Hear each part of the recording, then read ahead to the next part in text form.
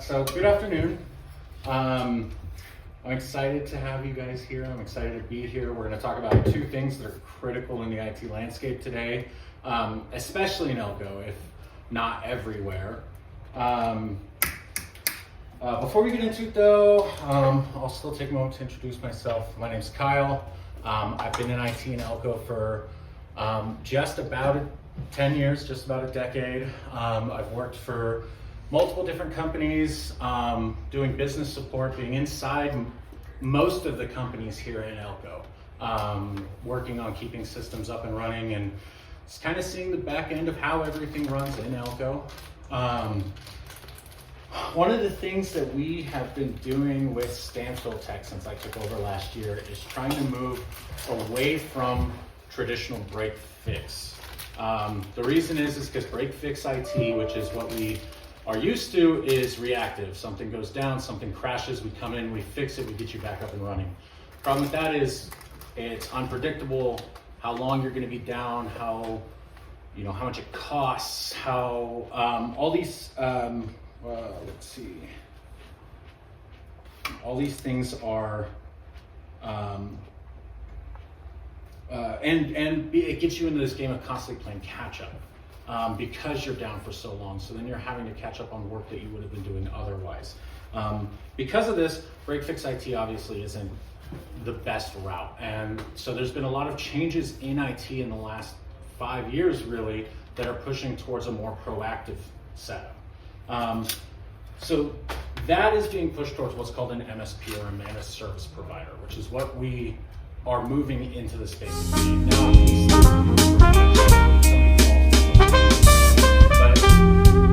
With the software available today, we're able to monitor and check around the clock, 24/7, 365 systems and how they run. We're able to, we have security software that watches even for human error at this point, so that you can be proactive in every step of the way. You can step in and fix a computer before it crashes. You can come in and clone an entire server and do a swap that takes 30 minutes rather than 2 weeks. And because of this, it's saving an incredible amount of time and money for people, which, time is money when it comes to paying employees and things like that. So let's see here. This thing doesn't like to turn pages. There we go.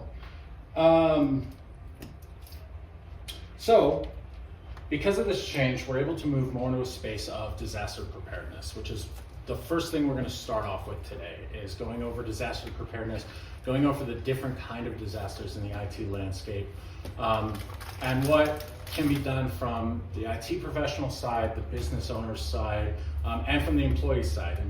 It's really, like I mentioned earlier, human error is a big part of things, so it's really important that employees are at least given the proper tools necessary to minimize the amount of mistakes that are made.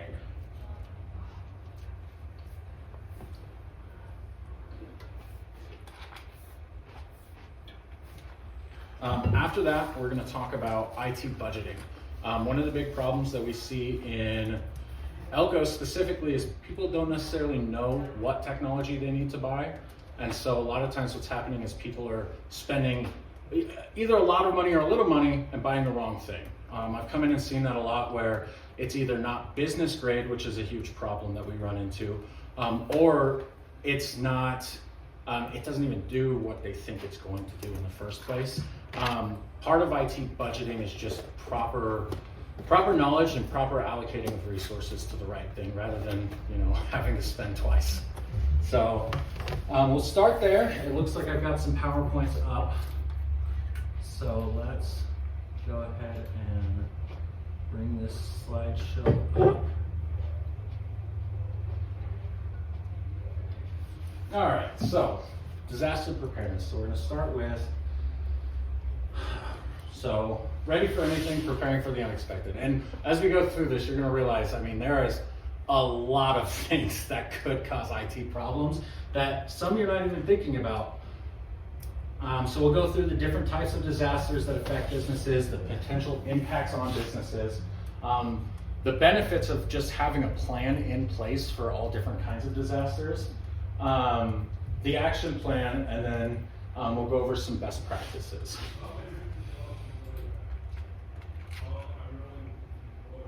All right, so we're going to start here with some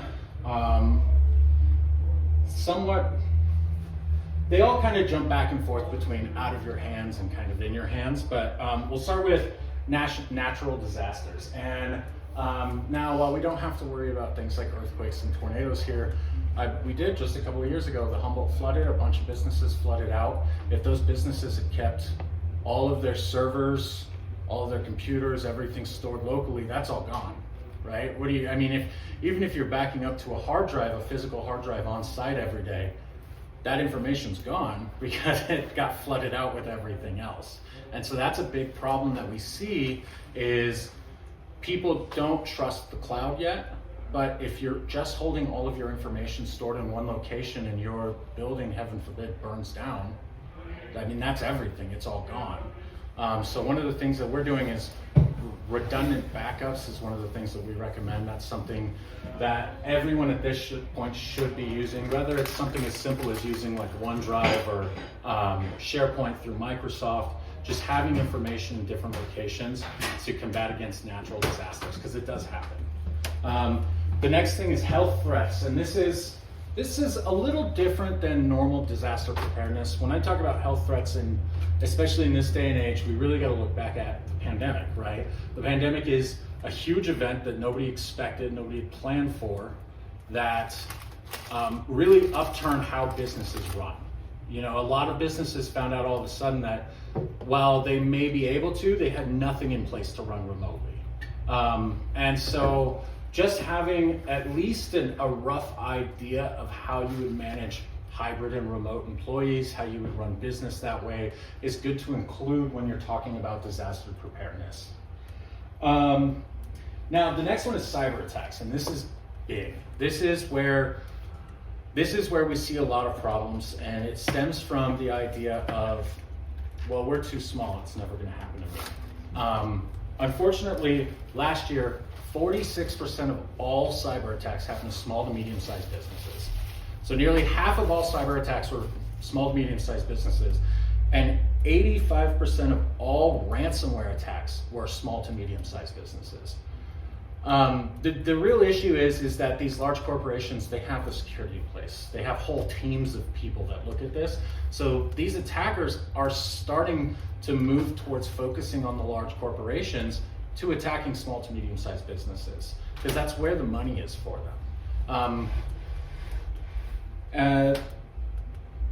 With that, you have to look at, even things that do attack large businesses still start to affect us as well. And a prime example is, I don't know if you guys heard about the CDK incident that happened in June. So CDK services that affected Elko Motor Company, I think it was Gallagher, every dealer here in town. Except for Riverton. So CDK services 15,000 dealerships in America. They're the largest customer relations management software for dealerships in the country. They got hacked and then tried to come back online and got hacked again. And they were down for upwards of 17 days. 15,000 dealerships in the country had to do deals by hand for 17 days.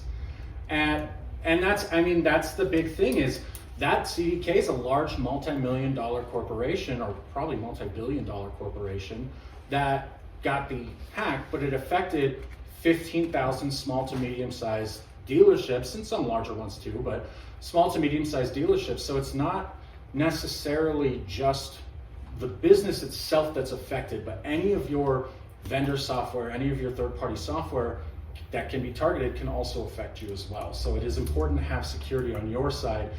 For example, with Elko Motor Co., because all the steps were in place on their side to protect their information, even if it comes out that their data was stolen, they are protected from things like liability with like the FTC, and like their cyber insurance will cover it and things like that, because they had steps in place on their end, even though it wasn't them that got hacked.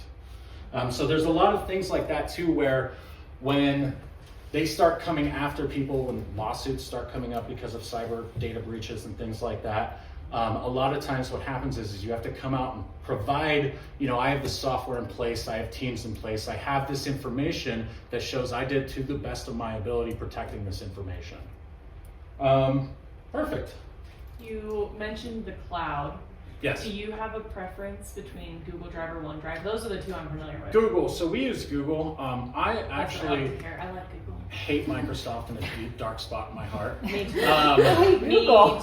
Yeah, and I will say, That's so for example, our software, most of our software only works with Microsoft or Google. So we are proficient in both, and we do regularly use both. And for example, I use Google Drive, and I use Google for our business and everything, but I also still use the Office products because it's impossible to get away from them, and they are leaps and bounds better than using like Docs and Sheets within Google, unfortunately. So we do use a hybrid mixture of both of them. But as far as cloud storage goes, I personally don't like OneDrive. I think that Microsoft has a habit of taking computers over when you log into it. So that's why I use Google Drive for storage. Yeah, and I hate GoDaddy. I hate it so much. Because GoDaddy is like Microsoft Lite and nothing works with it. All right, so next we'll get into another issue that plagues poor Elko, and that's power outages. Now, there are really obvious fixes for power outages, all the way from like at the radio station where I work with full-scale automatic generators that kick on if the power goes out, to simple it's uninterruptible power supplies, UPSs. UPSs are more common. You'll see them in almost every business. A lot of people, I think, misunderstand the use of a UPS though. UPSs aren't keep your computer up and working necessarily. If you look at it, it'll tell you, hey, this is how much is plugged into me. This is how much time I'll stay on without power.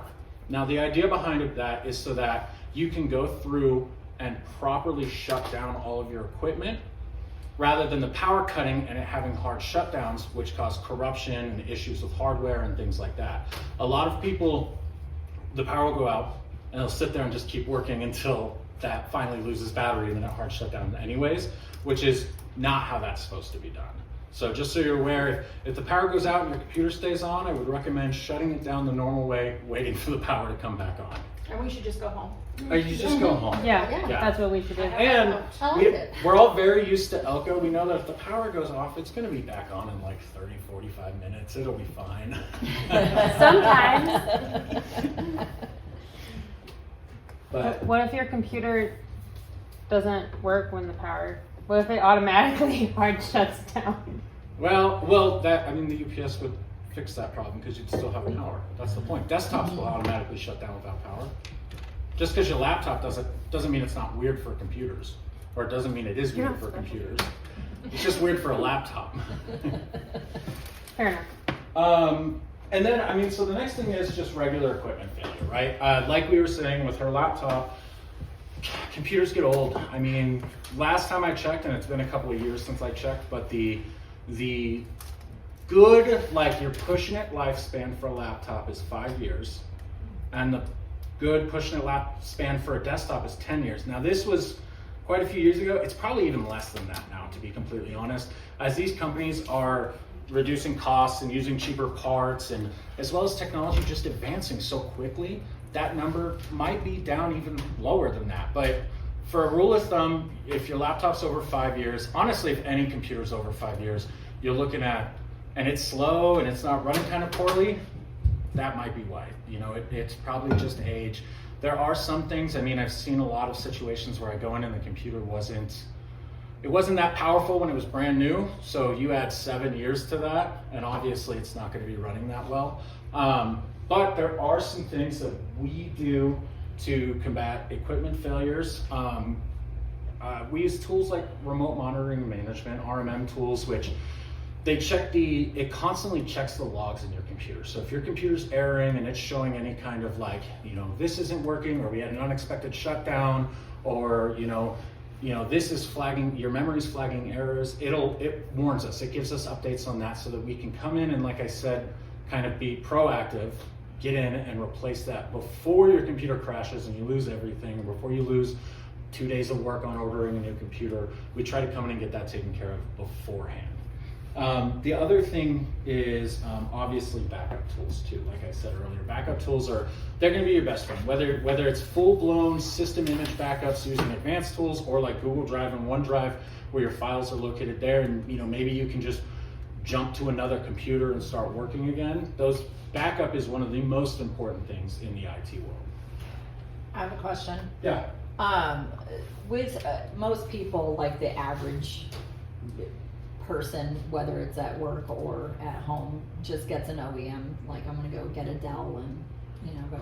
Do you recommend, if they have an equipment failure, upgrading just that piece if possible, or do you think in most situations you're gonna end up having to get a new computer? It depends. So laptops are a little more difficult. Right. If something fails on a laptop, it's depending, it can be more difficult, it can be just the same. It also depends on what fails. For example, sometimes we'll go in and we'll just replace a hard drive and memory. A lot of times these companies, even Dell and HP and Lenovo, they'll do brand new computers with standard hard drives, physical spinning disk hard drives, which are, it's obsolete technology at this point. Sure. It's so cheap to have solid state drives that don't work with physical parts, that run 10 to 30 times faster. And then these companies still send them. So sometimes we go in and we look and we see, okay, you got a physical spinning disk hard drive that's running at 100%. You bought a laptop that only has 8 gigs of memory, and the standard across the board for business at this point is 32. There are things that can be done and can be upgraded. I'm upgrading her computer now that she's at Elko Motor Company, for example. I've got the parts on order to do just that, put a solid state drive and 32 gigs of memory in it. So there are instances where upgrades are still applicable. The biggest issue is looking at, was this computer good when I bought it? Was this a Walmart special that was $300 and it doesn't even have a named processor in it? Sure. Or was this something I bought last year that is business grade? It's just not as powerful as I needed, which does happen. Yeah. Yeah. So it really does depend. I will say, if you just go down and you buy your OEM at like Office Max or Walmart, a lot of the times there's too much that you would need to upgrade for it to be worth it. It probably would be worth it ordering something that would be business grade. Okay. So if you're like at Walmart or at Office Max or whatever, and you're looking for business grade laptops or business grade desktops, is it just going to say business grade on it, or are you going to be looking for specific brands? There's an easy way to tell. There's 2 different versions of Windows now. Specifically, there's really only 2 that you'll ever see. There's Home and Pro. Now, does everyone need Pro? Not necessarily, but that is an easy way to tell that they're trying to market it to businesses, is that it will have Windows Pro on it rather than Home. That doesn't necessarily mean you need it to be that powerful, but that is a good way to tell. The other way to tell is a named processor. Like I said, right on the front of the box, right on, almost everyone probably knows the little i7 or i5 sticker on their laptops. Mm-hmm. A good way to tell is having a named processor. So for Intel, I would say i5 or i7. I typically don't go down to 3s for businesses, but that's personal preference. And then for AMD, it's Ryzen 5 and Ryzen 7. So if you see a 5 or a 7 on there, it typically means that it's a little more powerful. It's not just kind of the bottom of the barrel. The ones you want to stay away from are like the Pentions and Celerons. Those are they're very much web browsing, email. They're not as powerful for business use, especially if you're like me and you have 100 Google Chrome tabs open. I think that. Yeah, so perfect. The next thing on the list is human-caused hazards, like I talked about earlier. And so the easiest way to deal with this is training, right? 46% of the cyber attacks that happened to small and medium-sized business last year, out of those, 90% of them were caused by phishing. 90% were caused by an employee getting a phone call, an email, some kind of social engineering where they basically manipulate and trick the employee into letting them into the system. Now, there are tools, like for example, we use what's called a managed SOC, which actually has a team of people out of like Orlando that watch everything all day long, and they make sure that nothing suspicious is coming through. They make sure nobody's accessing or doing weird things. That actually has physical eyes on that. But even then, when you're letting somebody into the system, it's sometimes hard to tell, you know, is that malicious? Is that, I mean, you're letting them in, right? And so the easiest way to combat this is training. I mean, whether that's full on situations like this where we're explaining the different kinds of social engineering, which, I mean, a lot of you probably do know, you know, some of the easiest ways to tell is incorrect grammar, incorrect spelling. The other thing I tell people is Microsoft is not calling you. Microsoft, they are busy. They're not calling you out of the blue, telling you that they need into your computer and that you owe them a bunch of money. It's not happening. Yeah. The other thing is simulations. We do a lot. We'll send out fake phishing emails to people, and if they, you know, click the link, it makes them watch a video and take a little test, you know, or they can I love that. they can send it back. There's a button for like report phishing, so they can send it back and be like, hey, you know, I caught one, and then, you know, we know that they're paying attention. Like I said, unfortunately, those programs do not work with GoDaddy. So if your emails and website and all that is through GoDaddy, it does not work. We only work with Microsoft Direct and Google. So and most email security does not work with GoDaddy because of the way it's jumped through Microsoft's backend. Just so you're aware. There's so much spam that goes through GoDaddy too. So much spam. So much spam. Any questions Your on? son's emails. Well, and that's another thing too. I mean, honestly, Google and Microsoft servers, and GoDaddy's supposed to go through them, but from my experience, it really feels like Microsoft Direct servers seem to catch more spam than GoDaddy does, but I'm not 100% sure on that. That's a little out of my pay grade. I have GoDaddy, and their antivirus was blocking my emails. Yeah. It was so bad. Maybe if you use proper spelling and grammar. Right? Right? Looks fishy to me. I had to turn it off so that it would stop, and even then it didn't 100% stop me from emailing people. So, and then, I mean, as we talk through each of those, there's some obvious ones. You know, risk to employee safety. One of the things with a disaster plan is I've seen disaster plans that are, I mean, booklets. These things are like this thick because it's not just the IT infrastructure, right? Once you start to put together a disaster plan for all your IT infrastructure, that a lot of times that'll make people go, okay, well, what do we do with our employees?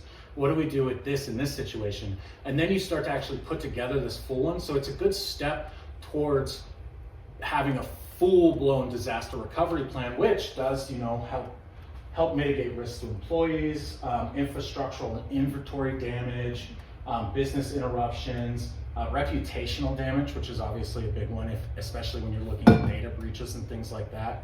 And then the obvious, you know, IT ones, which are your like data loss and stuff like that.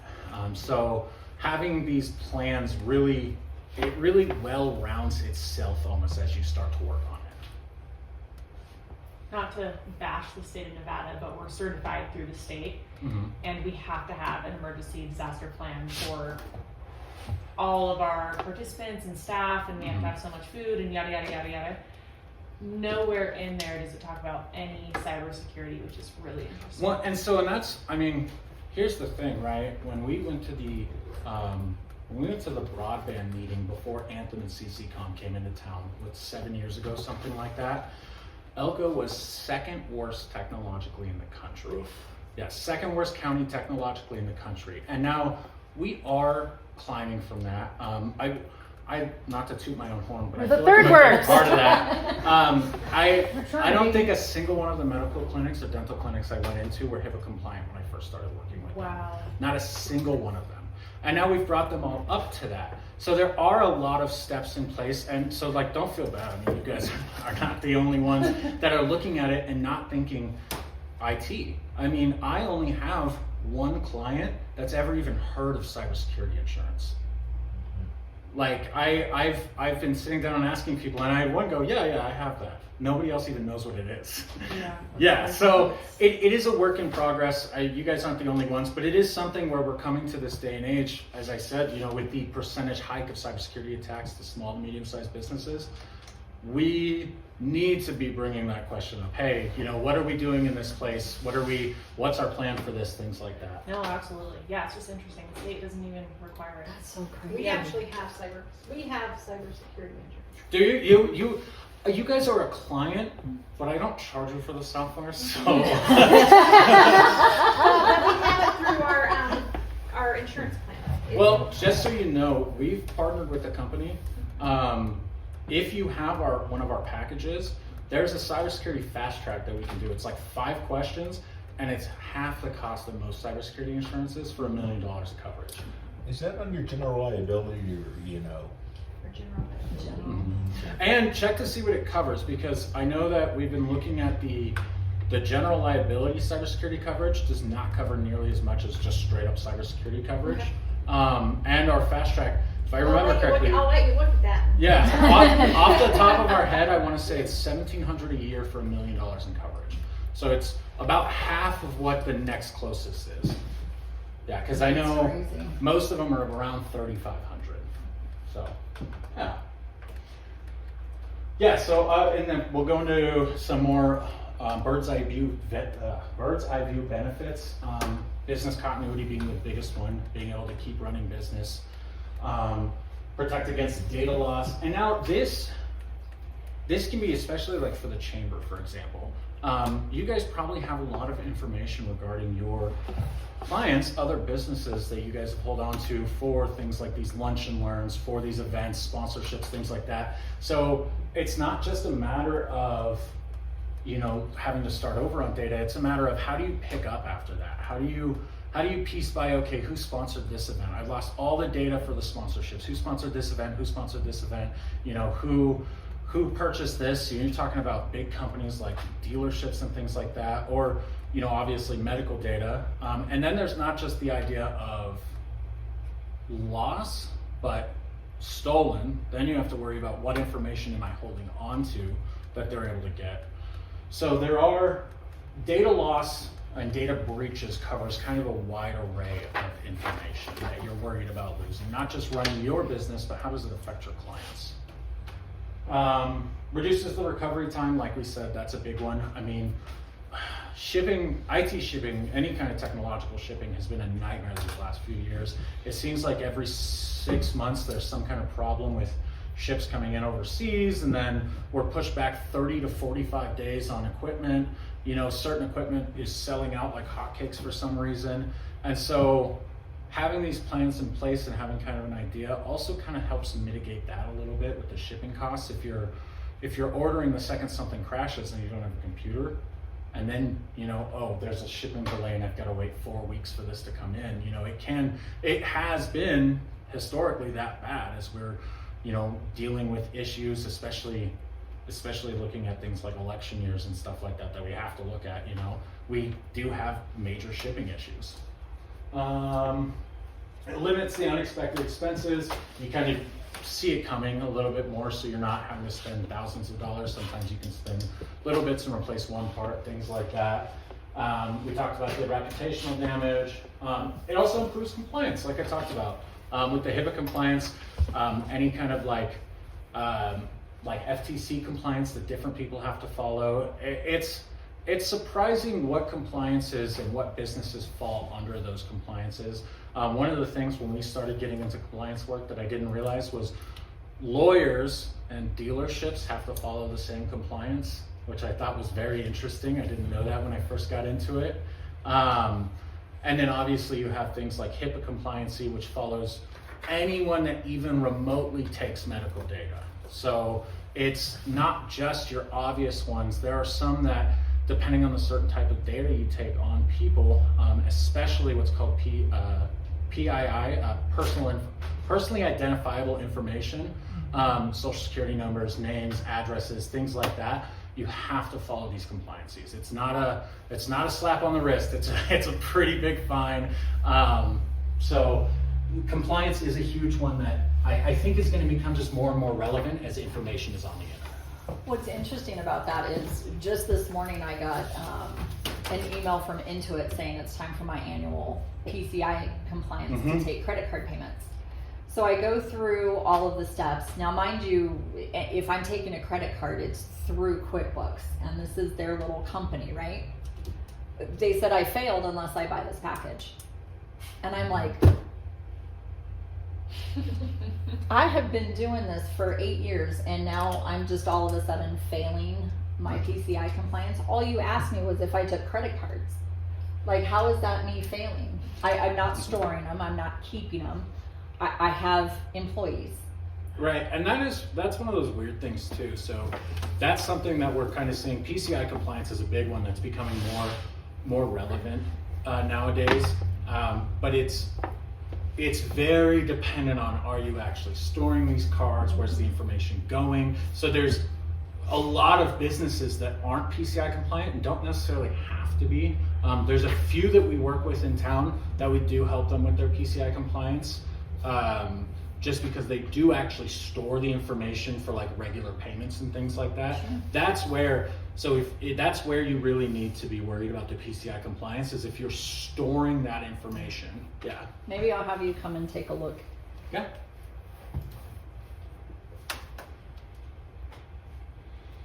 Okay, so when you're looking at a disaster preparedness plan, what you want to do is there's kind of steps for it, right?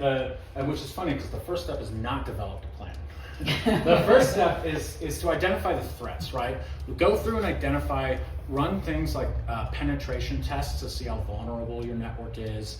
Go through and what we do is we do like network audits for people, to where we come through and we look at how their entire system is set up and make our recommendations based on that. Because you don't want to jump into this grandiose development of a disaster plan and leave on the wayside all of these vulnerabilities and openings that you've just left behind. So it's a good idea to go through and identify what might be a threat first.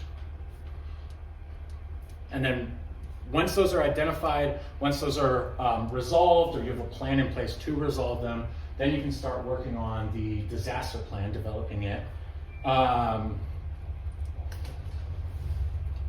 And then implement and train. So that's a big one. Is one of the things that we do with the disaster plan is we look at, who's the point of contact for this disaster plan? When somebody's identifying or reporting an incident, who do they go to? A lot of times it ends up falling under obviously it would fall under IT if you had an IT department for a lot of the IT issues. But what we do in a lot of these bigger companies is we kind of give that job to HR. So HR ends up being the one where, if you identify a risk, you go to them. But they also kind of have the training and the know-how of what to do during these disasters, but your employees should also have the training and know-how of what to look for, right? How are they identifying and reporting if they don't know what a risk looks like? So one of the biggest things is to make sure don't just make it and put it on the shelf. Make sure people understand that this is the process, this is what we do, this is what we're looking for, this is what includes a breach or an issue or some kind of risk. And then regular test and update the plan. Technology changes all the time, your business changes all the time. The building you're in might change. So it's a good idea to regularly take a look at it, change it as necessary, and update implementation and training with employees. Any questions on action plans?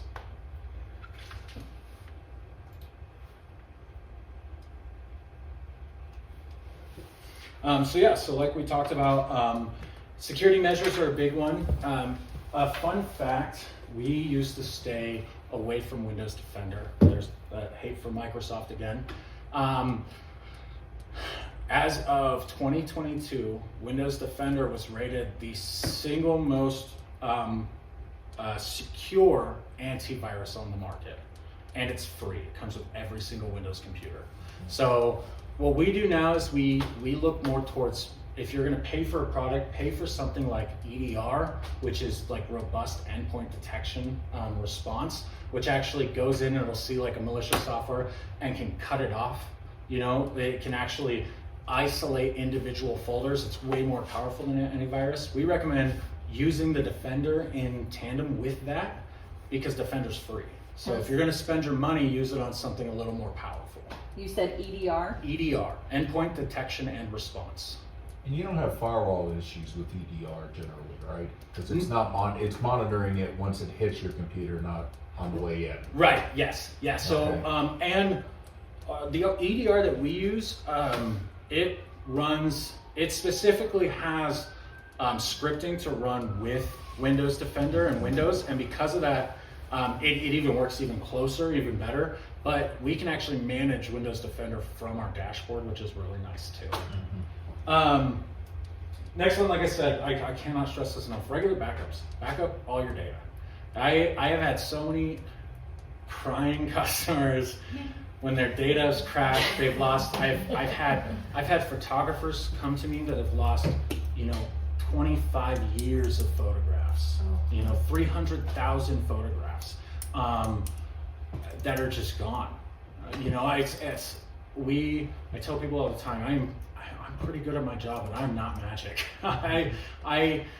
And there are options. We have engineers we can send the hard drives to rebuild, but the price of that is just keep going up. And it was already, I think, last time I checked, the base price for an engineer to rebuild a hard drive, base price, it's not going to be lower than this, was $2,400.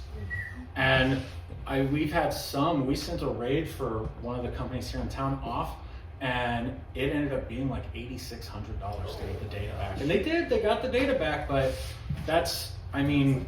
just back up your data. And in this day and age, it is not hard. Even most of these, almost everyone has an Office application. As much as I hate it, everyone has an Office subscription nowadays. Office gives you 1 terabyte of OneDrive.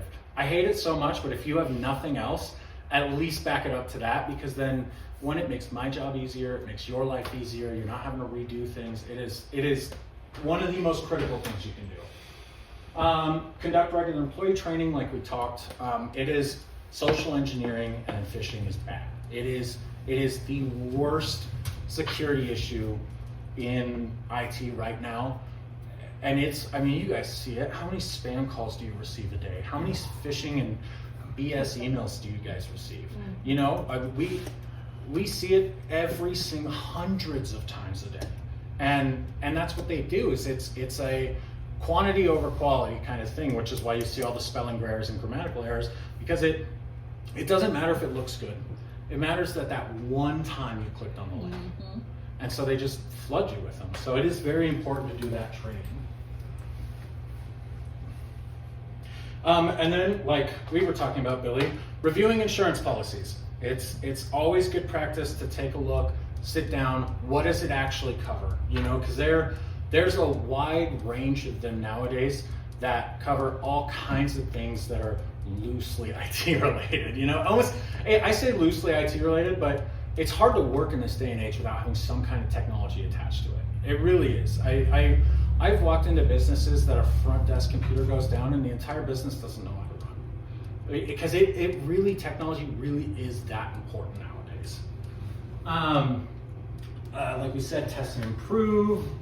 The other thing is, to assess the vendor preparedness, like we talked about with the CDK hack. It's never a bad idea. It might seem, I don't know if it seems rude, but talk to your vendors that you work with regularly. I'd ask them, hey, what happens if you guys have a breach? Do you guys have a plan in place? It's after seeing what happened with CDK, and I bought a car 3 months before it happened. So if anyone's data's gone, it's mine too. So I'm just as on the hook for this. And so asking, what steps do you guys have in place is the least you can do, just to see, if I'm going to give you my data, if I'm going to work so closely with you, what are you guys doing to protect me? That's a good idea.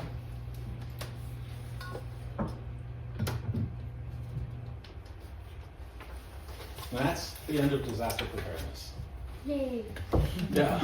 Yeah, that's a lot of stress right there. Yeah, I know. I'm like, Oh, there goes my good day. Sorry. Kyle, do you know on Google Drive, Mm-hmm. if I have you know, like our main business Google Drive.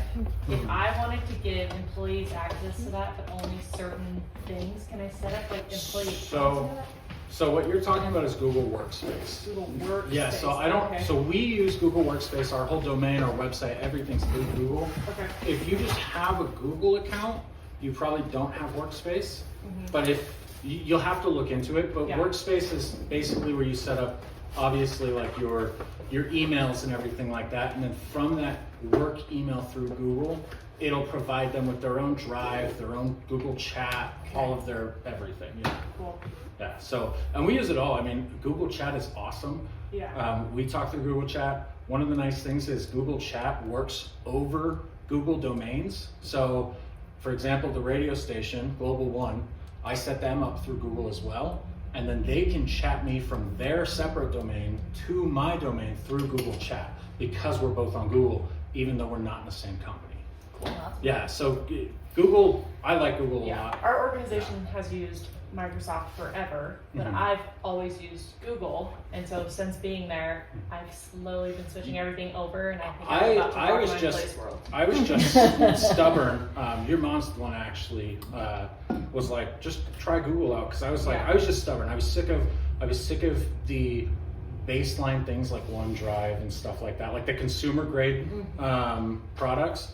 And so I was just using our products, but our products are by license, so it's more expensive to use our products. And they're not really meant for that when you're talking about like backups that protect businesses. It's not really meant for accessing files on the day-to-day. And she showed me Google and was like, you should use Google, it's come a long way. Because Yeah. there was, when I came into it, I mean, there wasn't a lot, you know? Yeah. It's, when I came into it, they existed, but they weren't well known, they weren't well used, so. Yeah. Yeah, as a teacher, I used Google Classroom, and then everything under Yeah. that, and it's fantastic. I use Workspace, and I mean, I keep everything Cool. business related goes into my Drive. I pull it up on any computer I work on. Google, another good thing to realize is Google is, technically they all are actually, are within all the way up to HIPAA compliancy. Google Drive, OneDrive. I had to look it up for a financial advisor, so they are all technically compliant on their end. So, yeah. Yeah, that went a lot longer than I expected. Do we still have time for the other one? Okay. Yeah, we're good?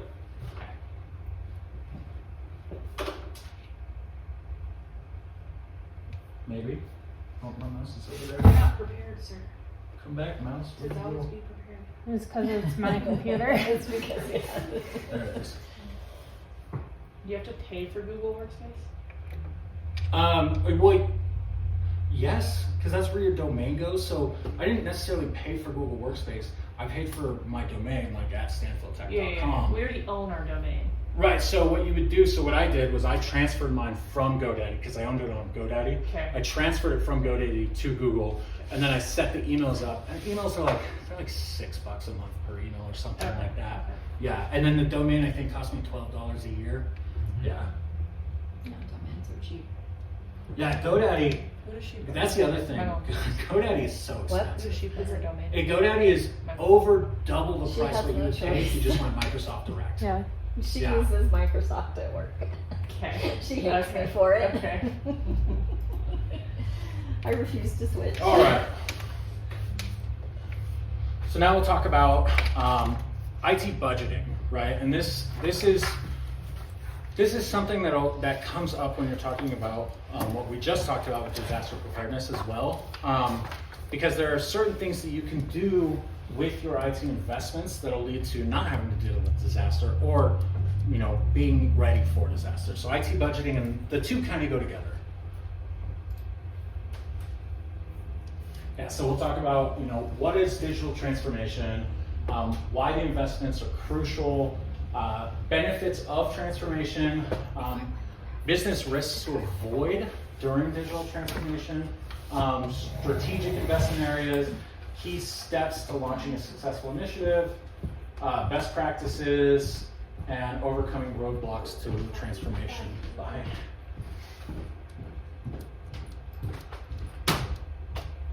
So, So what is it? Obviously, I mean, it's leveraging digital technology to transform your business, making meaningful changes to operations. So earlier when I was talking about going out and purchasing a bunch of laptops that end up being not powerful enough for your business to actually run and then having to respend them, obviously that's not a meaningful purchase, and even if you can return them, which, I mean, how many times have you bought something, said you're going to return it, and then it sits in the corner until it's not able to be returned anymore? So we want to make sure that if any money is being spent on technology, it's going to the right place. And then, enhancing value. That's the other thing is there a purpose to this? Is it actually enhancing some kind of value for your company, for your employees?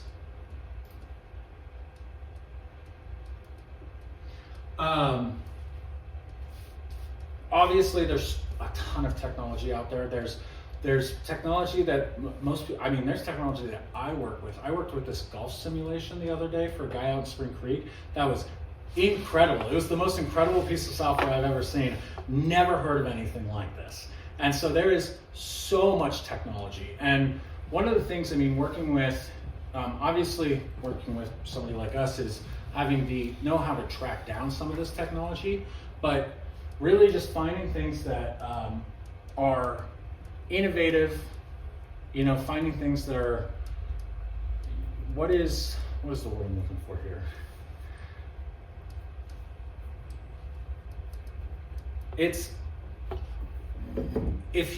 For example, if you're working off of this computer, right? This computer that took 20 minutes to start up, that's 20 minutes in the morning that you're sitting looking at a spinning wheel, right? That doesn't really seem effective or productive. Hey, that's when I make my bagel.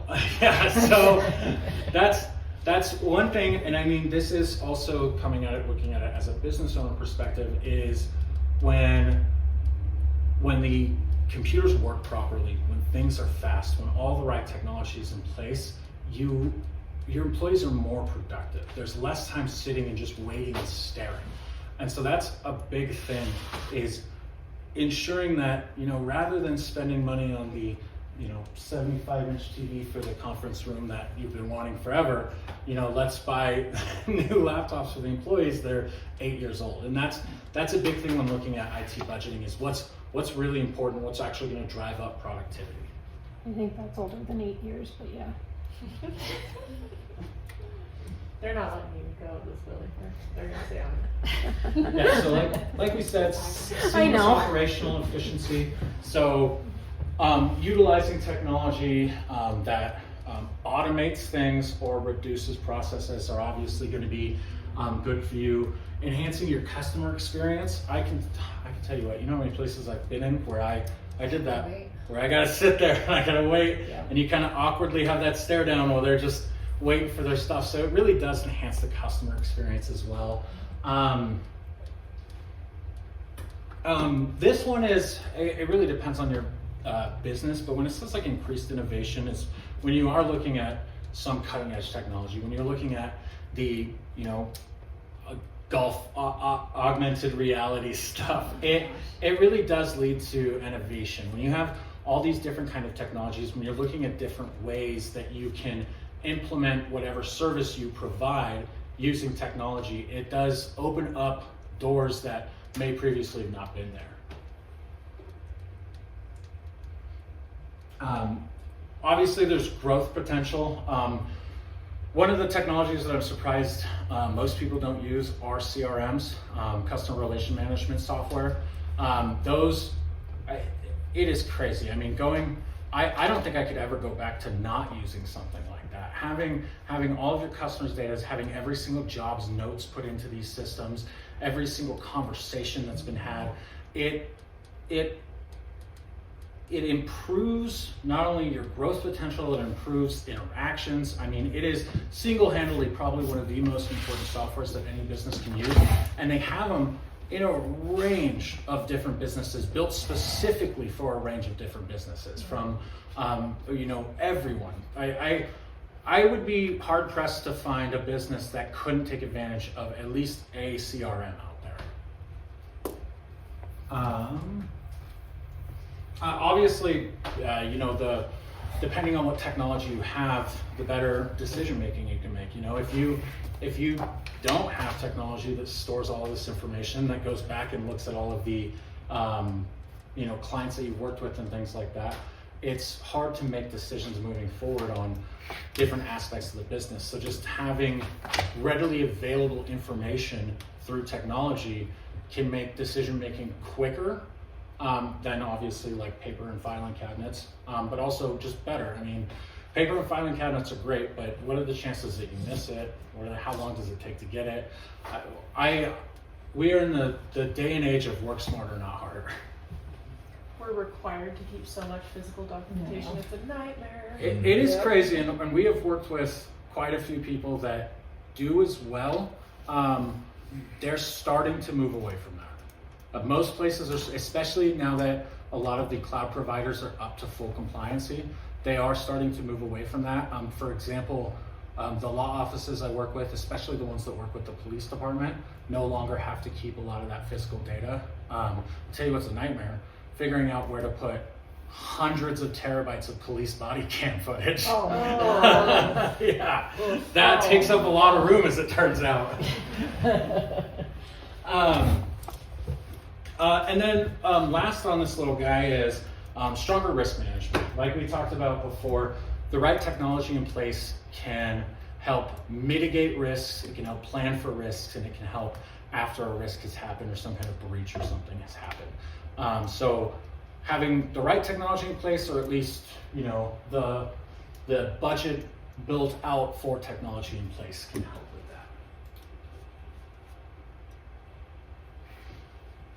that. And then, you know, obviously some of the risks that you run,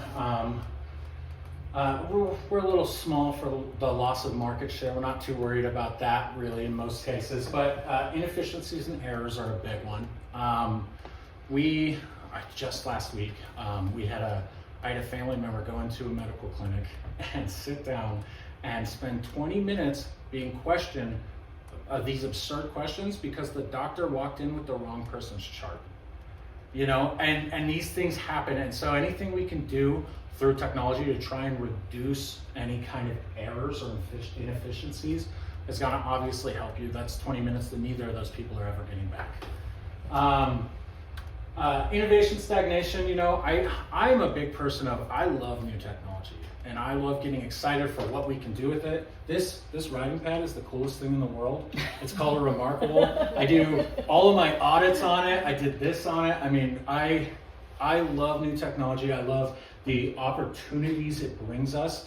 And I think there's a lot of people out there that are like that. I mean, it's like playing with a shiny new toy. You know, people are going to a lot of times look through and see some of these things, or have a computer that runs a little bit faster, and all of a sudden, a lot of times it'll bring out, you know, innovation. A lot of times it'll bring out productivity that wasn't there before, that people get excited about these things. Your little writing pad, does it have like internet access as well? Yeah, and I can send the notes to myself as a PDF too. Mm-hmm. Yeah. That's pretty fancy. Yeah.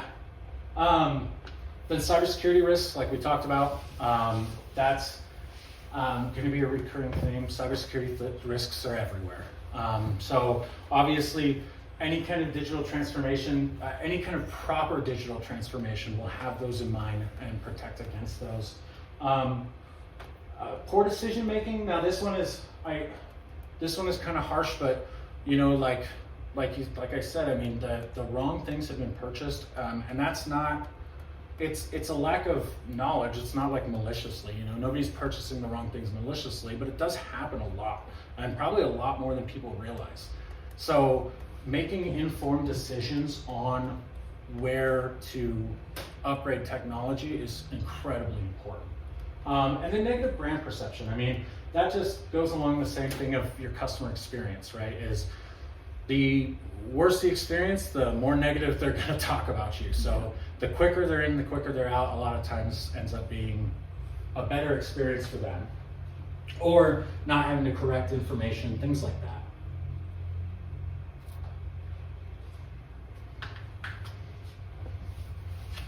And so the other one is you start to look into is you know, identifying where exactly do you need to put this investment areas, you know, and there's a lot of things, you know, cloud computing and stores is a big one, like I said, like how much, you know, are you small enough that you're dealing with just Google Drive? You know, is a terabyte on Google Drive fine for you? Probably for most people. Are you the law office that maybe is carrying hundreds of terabytes and then you have to look, or hundreds of terabytes, and then you have to look at possibly more advanced systems, you know, bigger systems, things like that. So you're looking at, you know, storage, big data, how much are you storing?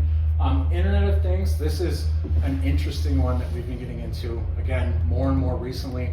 I went out to a ranch out of Lamoille about 6 months ago and helped them set up a smart greenhouse, which was one of the coolest things I've ever seen. I mean, it tests the speed of the wind and will open and close vents depending on the speed of the winds, the temperatures outside, all automatically. So their Internet of Things is becoming more and more relevant as we go along. And right now, a lot of that is residential use, but we will start to see that in the consumers or the commercial scene more. So that's more your smart technology then. Exactly. But I mean, so Internet of Things is really, it's exactly what it says. It's everything that connects to the internet. When you're talking about, most of the time though, you're talking about your smart home technologies and things like that, things that are kind of odd and don't necessarily fit somewhere yet. But it does technically encompass everything. And then you're looking at, I mean, 5G technology. Now this is something that a lot of people don't think of when they think of cellular technology, right? But we have a lot of, we're in kind of a weird area, right? We have a lot of businesses that are way out Idaho Street. A lot of businesses that are way out Last Chance. I went to, Silver State Rock the other day, and I thought I was lost. I was like, there's no way this is this far out Last Chance. Yeah. And so, like for, like Ruby Dome, for example, we had to put a cellular booster on their building because they weren't able to get any cellular data. And now, while your customers might be calling in the business line, which is working fine, the head guy's trying to talk to his guys out in the field and nobody's able to get a hold of each other. And so for them, yes, it made way more sense. Let's put the money into a cellular booster than anything else. So that is in this area something that's a little more important than it may be in other areas. Artificial intelligence, and now this covers a lot of things. I've been telling people, if you're not using ChatGPT, you should be using ChatGPT. It is incredibly intelligent. And now I tell people, obviously think for yourself. Don't let the computers think for you. But when it comes to things to fill in areas that you may be weak, these AI tools that are readily available are incredibly powerful. Whether that be, I've seen a lot of people use it for, getting thoughts into easily readable notes. I've seen it where people use it to I used it to help me whenever I hit a snag building our website where I was like, I'm not quite sure why this isn't working. I would literally copy the code from the website into ChatGPT and say, hey, is there something wrong in this code that I did? And it would find it because it's a computer. It finds it almost instantly. So artificial intelligence is something that right now is readily available for free, practically, in most cases, and should be used. It is something to look at. You can use ChatGPT, so I'll use it. I'll say, easy weeknight meals for toddlers, and it'll make me 5 different dinner meals that kids will eat, and then I can say put it into a grocery list, and it'll automatically make me a grocery list. This is a fun one. I was doing this movie event for October where I had to find 31 movies based off of rules, specific rules that set. And one of those rules was 4 of the movies have to be Italian horror films. I don't know anything about Italian horror films, right? Yeah, what do I know about Italian horror films? So what I did is I went into it and I said, hey, I'm looking for Italian horror films. I specified that I wanted it over certain decades. I only wanted it from like 1940 to like 1980. And so it pulls, it has all the information on the internet practically. So it pulls it and goes, well, here's some ideas for your Italian horror film movies. And I found a bunch of really cool ones. That normally would have taken me how long and how much research to do myself, when this thing did it practically instant. And so that's really one of the research, I think, is something that's changing fundamentally because of AI. And that's kind of where it should be used. Obviously, don't let it think for you. That's the biggest thing I tell people is don't let it think for you. Don't put every single thought into this program and let it do all your thinking. But research is a big one that I've been using it for. I'm just going to disagree, but I have a project training the AI systems. And Oh yeah, there's a lot of human activity on the back end. I'm sure. That goes into those, and it's a nightmare. Yeah, They can't do legal searches worth a flip. well, and that's the other thing too. I do warn people. I say read everything that it says. Don't just I said copy and paste. don't just copy and paste, because I know a lot of people that like to have it write emails for them. Do not just copy and paste. Read everything it says, because a lot of them don't quite understand human interaction yet too, which is a big problem. I will say, so I'm guilty of paying for ChatGPT. So I have the newest one they have, and I will say there are some times when I'm pretty impressed, where I think I'm gonna have to lead it along a little more than I do, and it finds it on its own, and I'm pretty impressed with it. But I would also, one of the other big uses of ChatGPT is, of course, the chatbot help stuff.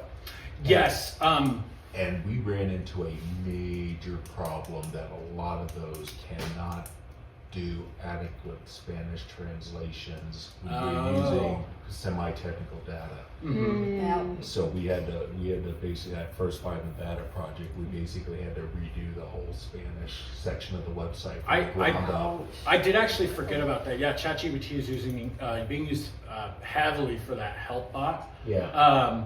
But I can imagine I think one of the problems with pulling information just directly off of the internet too is translations is probably going to be a huge hurdle for this thing to get over.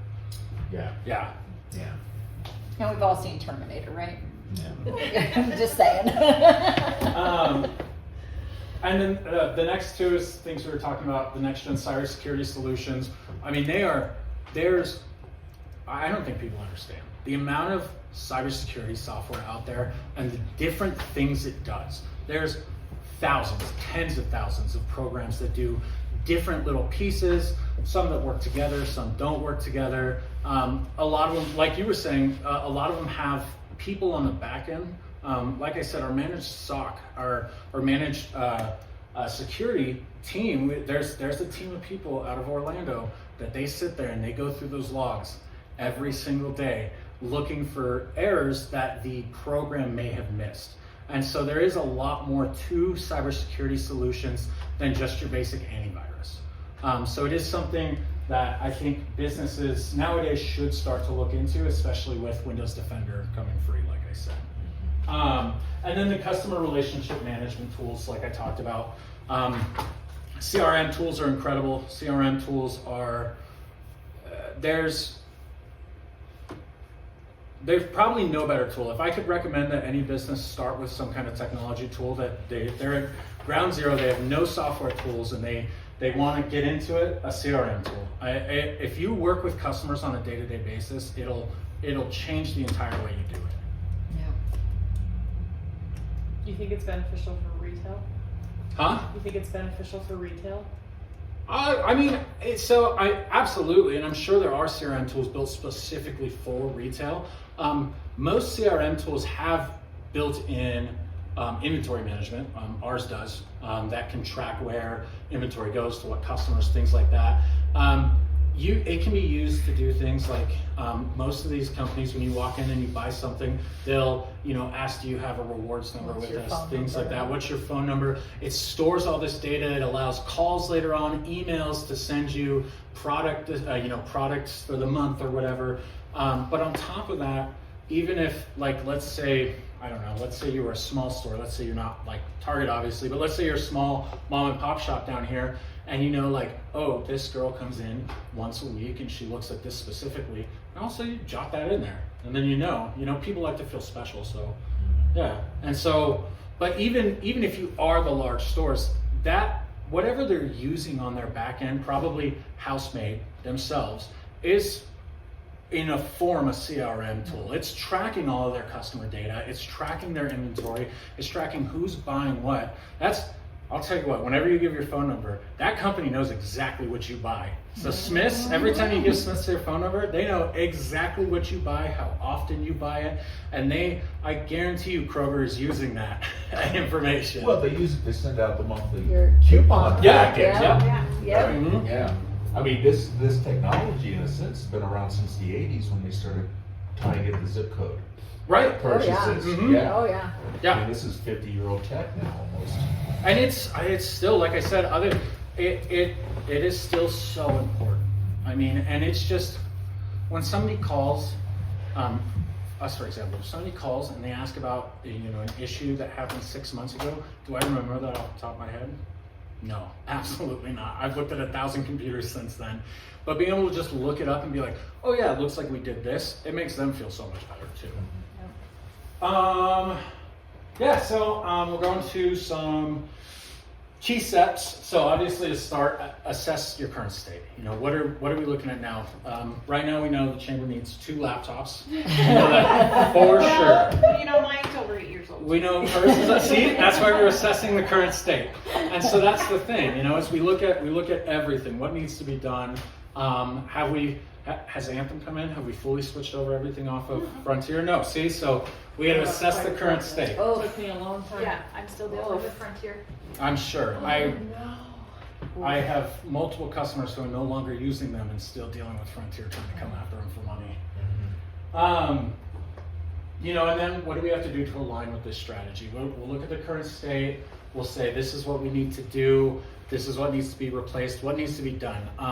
A lot of people do it in steps, and not everyone's made of money. Technology is significantly cheaper than it used to be, but when you're talking about a $600-700 laptop, and then you're talking about 5 of them, all of a sudden that does get expensive. So, what's the plan? How many steps are we going to do this in? What's our strategy here? Separating budget category, that's a big one where what's hardware. I like to separate it into what's absolutely necessary and what can wait. And so for example, we worked on a big security project for one of the dealerships here in town, and we did 3 major projects with them. We did the first one that was like, this has to be done. This cannot wait. And then we went, this is, maybe moderate to high risk, but it's not like the business will shut down if something happens. Sure. And then we did, this is low to moderate. It needs to be done, but it's not the top of the list. So we like to separate it out into projects like that, so it's a little easier to swallow cost-wise, but also easier to follow. If you go, okay, this is everything we need to do, let's get everything done. It is way easier to miss steps, be overwhelmed by things. Splitting it into those projects helps everyone involved. And then with those projects, set clear objectives. Setting out the projects outlined. We did the projects in steps is how we do them. So we do the project and then we have multiple steps within the project. Let's see here. Analyzing your return on investment. Obviously it's really easy to see with a computer. You get the computer, the person can work faster, they can work better, or they can do their job at all. So that's an obvious return on investment there. But there's a lot of different technologies. I'm installing what's called a Wi-Fi porter at Elkwood Dental Specialists at the end of this week, right? And Wi-Fi porters they're cool little pucks that sit on the desk, and they have like I can't remember what those chips are called on the inside, but you basically tap your phone to it, and it'll automatically connect your phone to their guest Wi-Fi. Oh, wow. Yeah. Those are cool. And That's so, cool. Those are really cool. so you have to look like for them, the return on investment on not having customers come up every 5 minutes and ask what the Wi-Fi password is incredible to them, right? And so there are little things like that you need to look at for different IT budgeting. What makes sense for you? Every business is going to be different. Hotels need those. Yeah, for real. What? I said hotels need those. Yeah, the Wi-Fi porters are awesome. And to be honest, it was not that expensive. Yeah. I really thought they were gonna be way more. I think That's the crazy. 2-pack was like $75. That's cool. Yeah. Dang. Yeah. Identifying risks, obviously. Is there any risks involved? Are we bringing systems in that are going to hold more data than we used to hold, and now we have to worry about, securing that data, encrypting that data? What risks are involved with these technological upgrades? That's something to look like. And in a lot of instances where you're, I guess the Wi-Fi port is a good example, right? What's the risk involved with that if somebody can just tap? Now, I know that they have a separated guest network that's completely separated from their business network. But if somebody went out and bought a Wi-Fi port that didn't know what they were doing, set it up to just their main work network, let people come in and tap. You don't know how many people I walk in and they just have one network and all their customers are on it, all their employees are on it, everyone's on the same network. That's obviously a risk you need to look at before you get something like the Wi-Fi port. Am I allowing just anyone into my network? So these are things, these are risks to be looked at for the upgrades. The other thing that I like to remind people is to oversee the execution of any kind of technological upgrades, digital transformation. There's been a lot of times, and I'll get my job done whatever way owner of a company wants me to, but when you come in, you say, I'll meet you for the first time, I'll say, here's the project plan, here's the idea, and then they go, all right, I'll talk to you in 6 months when it's done.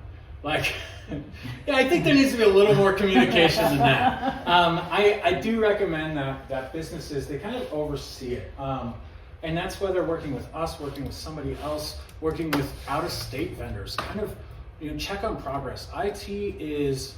IT projects have a tendency to run long. There's unforeseen circumstances, there's things not working exactly how we thought they were going to. Shipping has been a nightmare, like I said. I will do my best to keep in contact with whoever the point of contact is, but not everyone does, and sometimes I get busy. So sometimes my best is, it's been 2 weeks, shoot, sorry, let me let you know what's going on. So I do recommend that if you're ever working with any kind of digital transformation, just kind of, poke your nose in, be a little nosier. Well, human nature, if you're not interacting with me, oh, I know you ain't gonna bother me. I'm gonna do you at absolute last, bottom of the list, and then you're like, oh yeah, no, now you want it? Let me get right on that. Yeah. So. And that's the thing. It's just I will do my best with my ability to make sure that every project goes smoothly. But at the end of the day, these projects are for you guys or for the businesses that they're in. I would recommend, if it was me, to be a little more invested in the project. And then reviewing as you go along too, prices change. I've had prices change in the middle of a project due to unforeseen circumstances, for better and worse, and so it's always good to kind of go back and look through that to review. Obviously, if you're working with a third party, this is a little more on their end to review and then come to you with, but just something to keep in mind.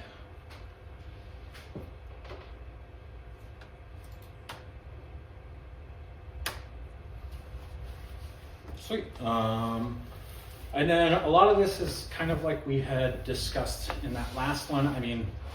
Focusing on the goals of the business, how they relate to the digital transformation, engaging, like I said, on both your end and my end, or whatever the third party is on, being engaged in conversation constantly. Communication is, for us having all of this technology, it is crazy to me how bad communication is among people. So I always try to stay on top of communication as best as I can, but I also recommend as you work with any kind of vendor, just even as simple as just shooting an email, I find, they go, oh, yeah, here's all the information I have. They don't mind, they're not gonna be angry at you, so I do recommend that. Making data-driven decisions is something that, like I said, comes a lot from those CRM tools where you can see, what are people, we did it. We stopped taking walk-ins, right? We saw that we were spending so much time on site at other businesses, and we were working more with all of these softwares that we didn't have the time to take in these walk-in clients anymore. So we made the data-driven decision to switch fully to business support, really. Now we will help people residentially and stuff, but mostly fully business support. So that's one of those things, choosing the tech wisely, clear communication. Let's see.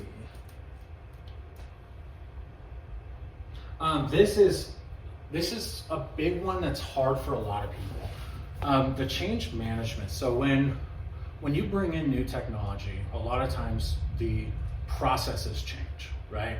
How work is done can change. And having a plan in place to work with employees on how that change happens is crucial. Mechanics are the worst. I've fought with so many mechanics because I've come in and they've had to there's been security updates and the way you log into the computer is different now.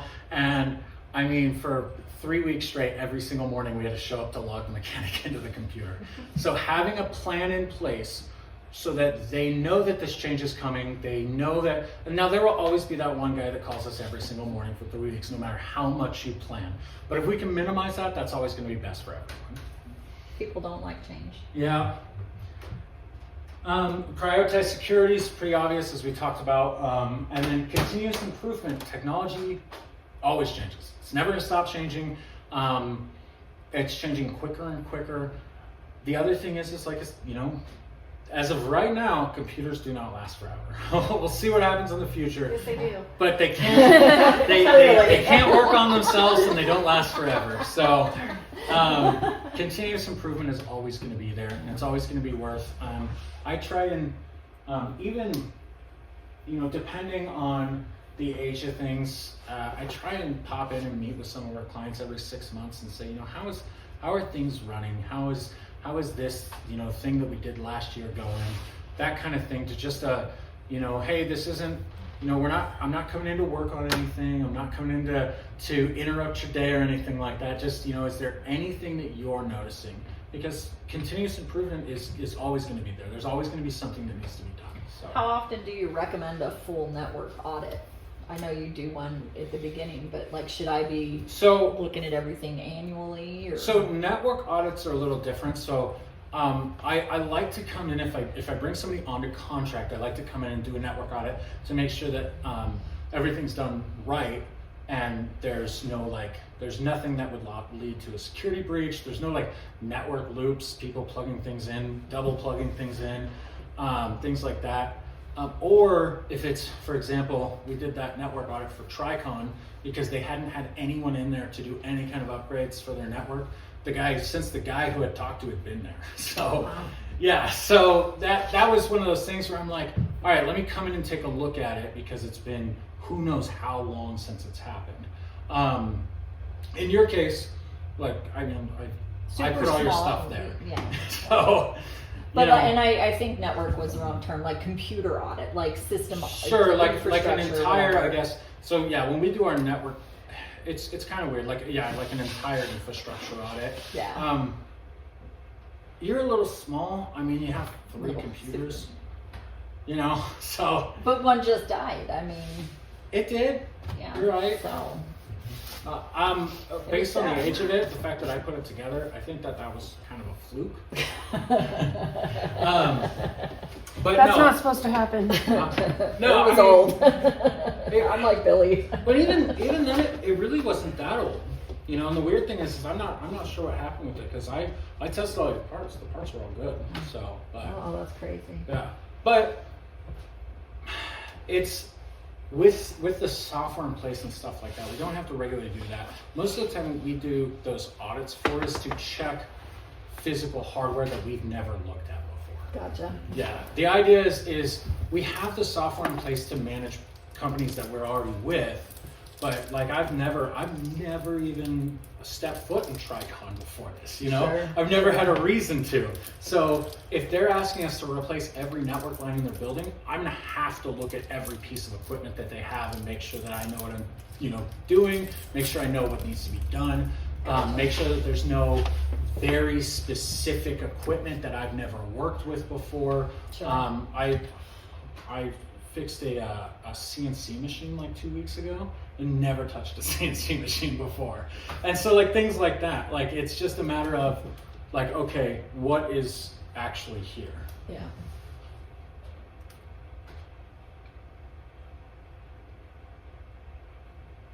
Perfect.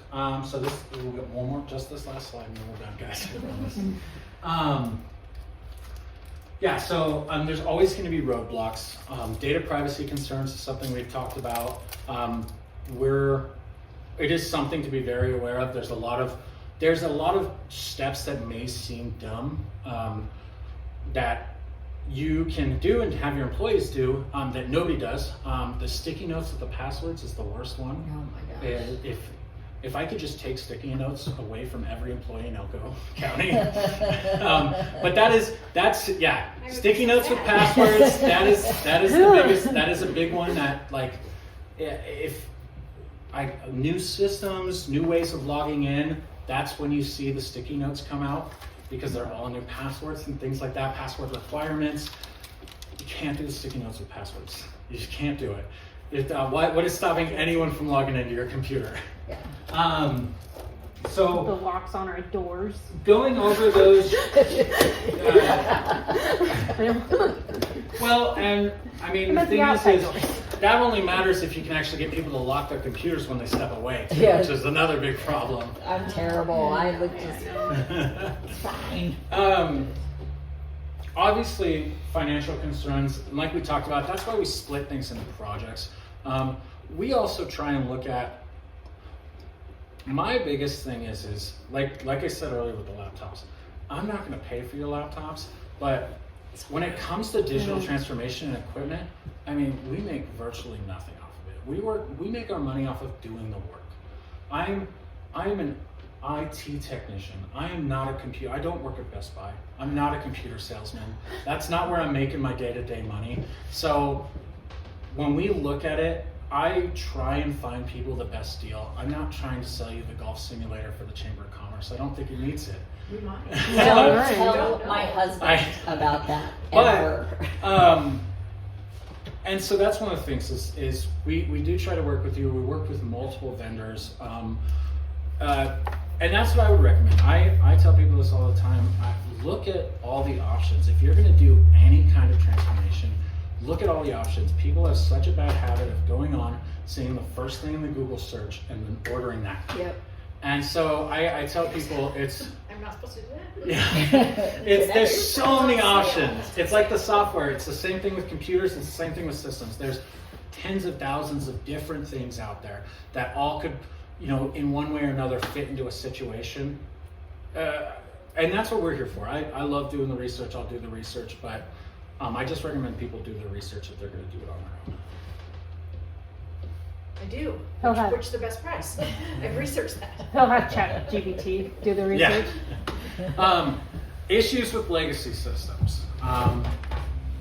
There is occasionally you run into a company that uses proprietary software that only works with certain, legacy operating systems. I've seen that. It took forever to get the hospital to agree with one of my clients from switching off a Windows 95 fax press system for encrypted faxes because that was the only thing that the hospital wanted to agree to. They would not agree to any kind of e-fax system. We did get past that. We got past that hurdle and we got enough security in place that the hospital was comfortable with it. But that's what I'm saying with these legacy systems. These can be a roadblock. Especially when working with compliancy, there's still a lot of companies that require faxes. Mm-hmm. There's still a lot of companies, like you said, that require physical copies of data. Mm-hmm. These are roadblocks that we run into that are disappearing, but they're things to think about. Fax and physical copies being the two biggest legacy roadblocks right now. Mm-hmm.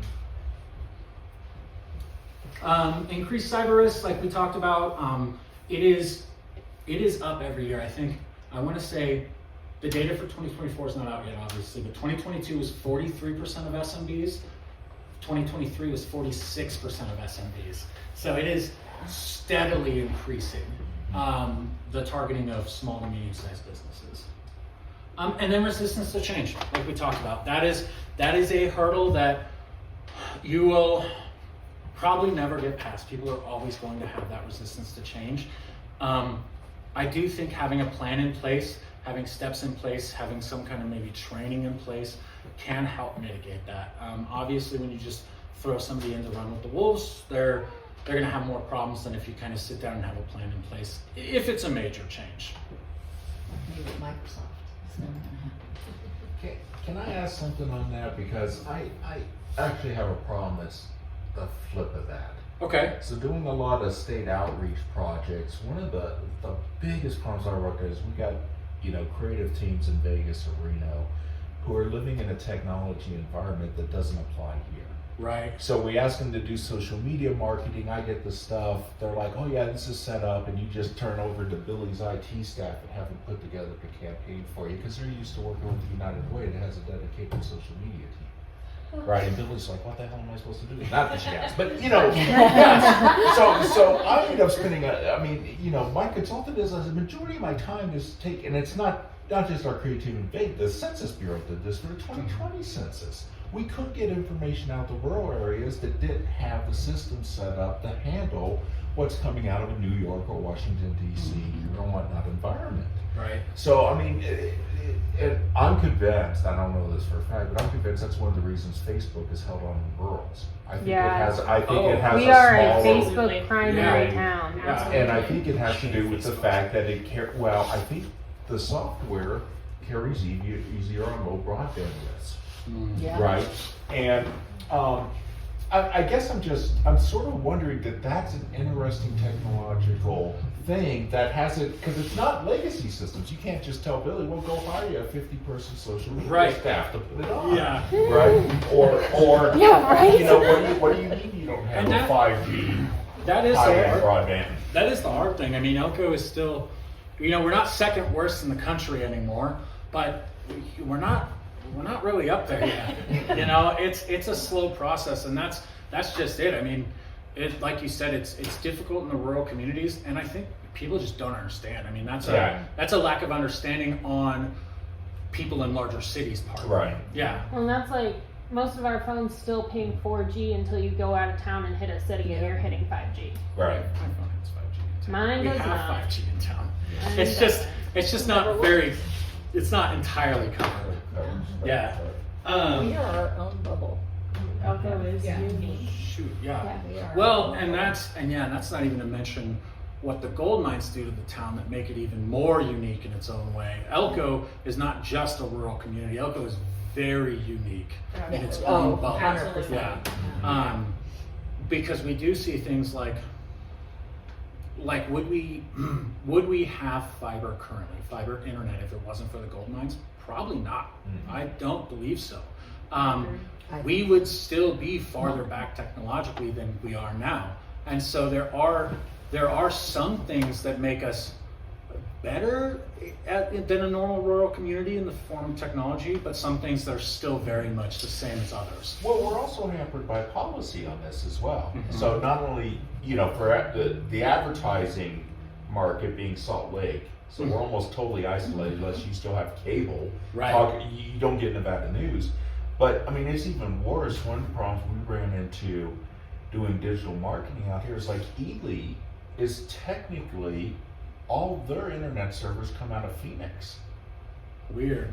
Right, and I Yeah. think it's because the cables run up through that same geological structure that they're underneath the water from. Mm-hmm. But even for us to analyze the effectiveness of internet marketing, now all of a sudden we're playing in two different markets that are totally separate from what the rest of the state's doing. Right. Right, and it's just a bloody nightmare. Well, and it's not. I mean, it is everyone. I've been talking with Anthem and the issue that they're having from their main market in Idaho being so vastly different from their market here in Nevada, and that they're having a lot of issues because of that.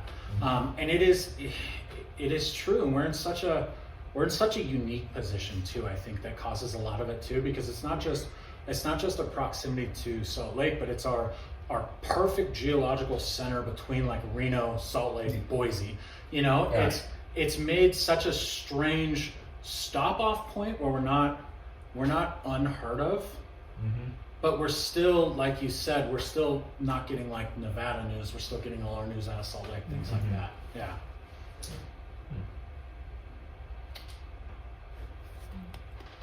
Nice job. Kyle. Sweet. Very good. Thanks.